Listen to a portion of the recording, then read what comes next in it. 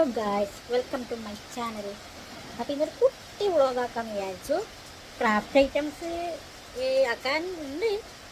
ഇന്ന് കുറച്ച് വെക്കണം. അതുകൊണ്ടാണ് ഇന്ന് ക്രാഫ്റ്റ് ഐറ്റംസിൻ്റെ വീഡിയോ അല്ല വരുന്നത്. ഇന്ന് കുറച്ച് നമ്മൾ തമ്മിൽ കുറച്ച് സ്പീക്കു. അപ്പം ഇന്നലെ നല്ല മഴയായിരുന്നു, ഇന്നും മഴയാണ്.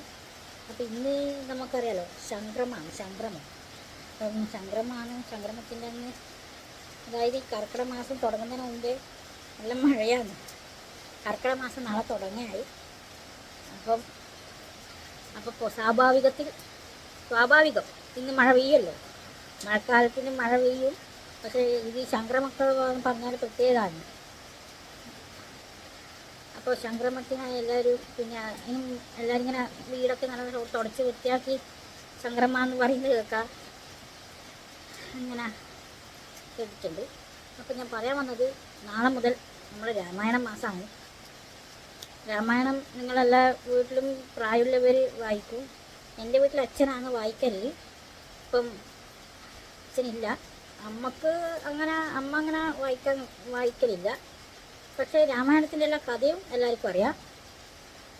നിങ്ങളെ വീട്ടിലെല്ലാവരും ആരെങ്കിലും വായിക്കലുണ്ടോ എന്ന് കമൻറ്റ് ചെയ്യണേ. അപ്പം ഞാൻ പറയാൻ ഉദ്ദേശിച്ചത്, നമ്മളെ തലമുറക്ക് രാമായണവും മഹാഭാരതമെല്ലാം പറഞ്ഞു കൊടുക്കണം.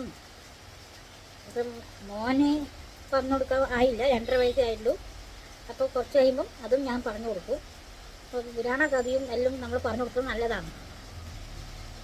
അപ്പം എന്നാണ് ഞാൻ പറയാൻ വന്നത്.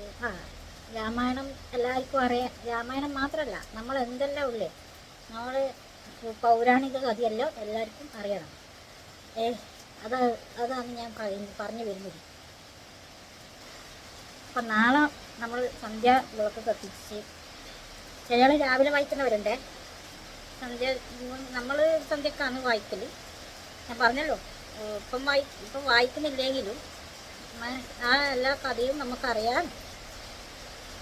വായിക്കുന്നത് നല്ലതാണ്. അപ്പം രാമായണത്തിനെ പറ്റി കൂടുതൽ ഞാൻ പറയണ്ടല്ലോ, എല്ലാവർക്കും അറിയുന്ന സംഭവമാണ്. അപ്പോൾ നമ്മളെ അയോധ്യ രാജൻ ദശരഥൻ്റെ 4 പുത്രന്മാരുണ്ട്. അവരെ കഥയാണിത് രാമായണം. ഓരോരുത്തരും രാമൻ മാത്രമല്ലല്ലോ, രാമൻ, ലക്ഷ്മണൻ, ഭരതൻ, ശത്രുഘ്നൻ.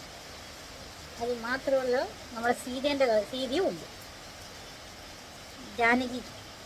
അപ്പോൾ രാമനും സീതയും ഉള്ള കഥ നാളെ നമ്മൾ ആരംഭിക്കുകയാണ്. ഞാൻ മാക്സിമം ശ്രമിക്കാം എല്ലാ ദിവസവും കഥ കുറച്ച് ഭാഗം സ്റ്റോർ ചെയ്താൽ. അതായത് ചില സമയം ഷോർട്സിലായിരിക്കും, അല്ലെ ലോങ് വീഡിയോ. ഷോർട്സിലാകുമ്പോൾ കുറച്ച് സിമ്പിളാക്കിയിട്ട് ബ്രീഫായിട്ട് പറഞ്ഞു തരാം. എല്ലാ ലോങ് വീഡിയോ ആകുമ്പോൾ കുറച്ച് ലോങ് ആവും. കഥ എല്ലാവർക്കും അറിയാം, എന്നാലും അതിൻ്റെ ചുരുക്കം പറയണ്ടേ. അപ്പോൾ ഈ ഒരു മാസം നമുക്കെല്ലാവർക്കും രാമായണത്തിലേക്ക് ലയിച്ച് പോകാം എന്നാണ് ഞാൻ ആശംസിക്കുന്നത്. അപ്പോൾ നിങ്ങളെല്ലാവരും ഈ വീഡിയോ ഇഷ്ടമായിട്ടുണ്ടെങ്കിൽ സബ്സ്ക്രൈബ് ചെയ്യണേ. എനിക്ക് ലൈക്ക് ചെയ്യണം, ഷെയർ ചെയ്യണം, കമൻറ്റ് ചെയ്യണം. അപ്പോൾ നമുക്ക് നാളെ കാണാം. ബായ്.